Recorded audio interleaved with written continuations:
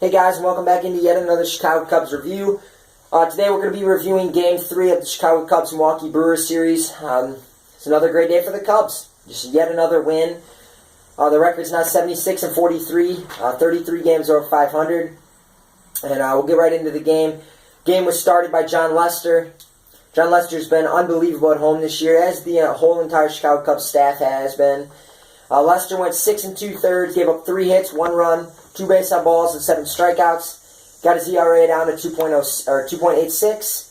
The only thing you could say negatively about Lester and the way he pitched today was he did only go 6 2/3, and his pitch count was 118. So his pitch count did get up pretty quickly.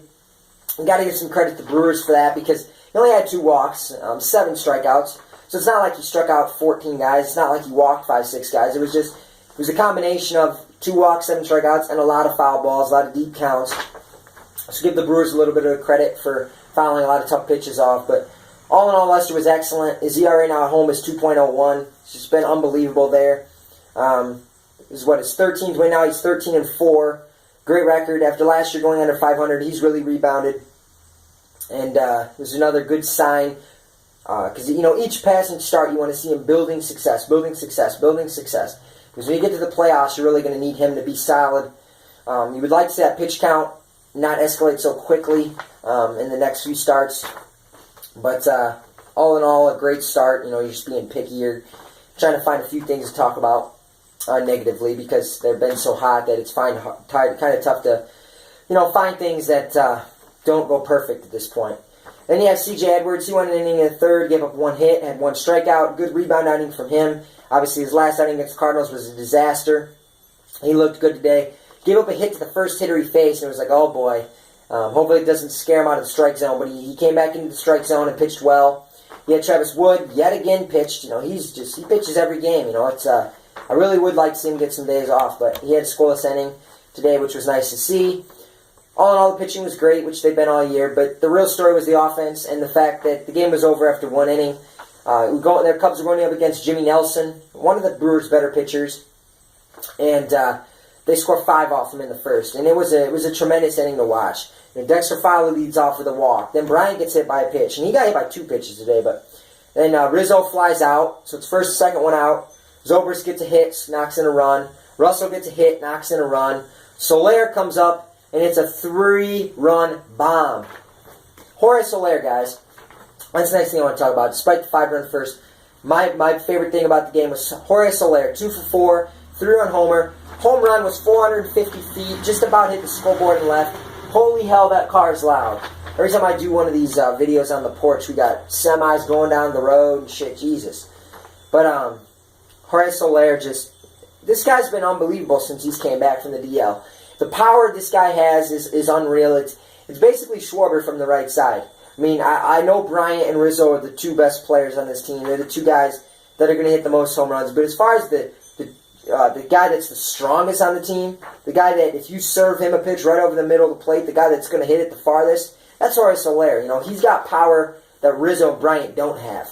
Those guys are better hitters, but Soler is the guy that's got the most power on this team, and he showed it off on that swing. Some people may say Bryant, but I think it's Soler. But Bryant's a 10 times better player. But Soler just really, he again showed exactly what I've been saying needs to happen come postseason time. He again showed today why it needs to happen. Comes out and continues to hit. And it was against a righty. I hate this whole idea that Hayward's got to play against the righties and Soler can play against the lefties. Because the fact of the matter is, if that's going to be the case, Soler's not going to play much because you're going to face a hell of a lot more righties than you're going to face lefties. Every video I'm starting to bash on Hayward, and I'm trying to stop that because I don't mind Hayward. It's just Soler's better. Baez is better. Contreras is better. And Hayward can still serve a purpose coming in off the bench and playing defense. I'm going to continue to hone on that point because I think it's important. And I think come postseason, Hayward can cost you games if he continues to hit the way he has. Soler's red hot. I feel like he should be in the lineup just about every day. All in all, there's not much to talk about with this game, though, other than the 5-run first, Soler's great game, and the continued great pitching from the staff. That's really all there is to talk about. The Brewers aren't a great team, so take it with a grain of salt, but still happy about it. They play today in about, 2 hours. They're going to go for a 4-game sweep. try to get to 34 games over 500. Got Jake Arrieta going on the mound against Zach Davies. Jake Arrieta is 2-0 in August, so he's really pitching well. Looking for his 15th win. He would like to get to 20 wins 2 years in a row, and he has a chance to do that. The team wins most of the time when he pitches, so very good possibility that he can get to 20 wins if he continues to pitch the way he has the last few starts. I've seen the lineup for today. Hayward's not in there. Dexter Fowler isn't in there again. Caesar's great. He's earned the playing time. You're just giving guys days off, so that makes sense. But Soler, Baez, Contreras are all in there. Contreras is getting a start behind Arrieta for the first time.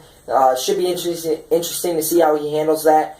And it's interesting, if Contreras comes out today and Arrieta, pitches great, and they have a great chemistry between the two, what does that say for Montero? Is he for sure the postseason roster spot?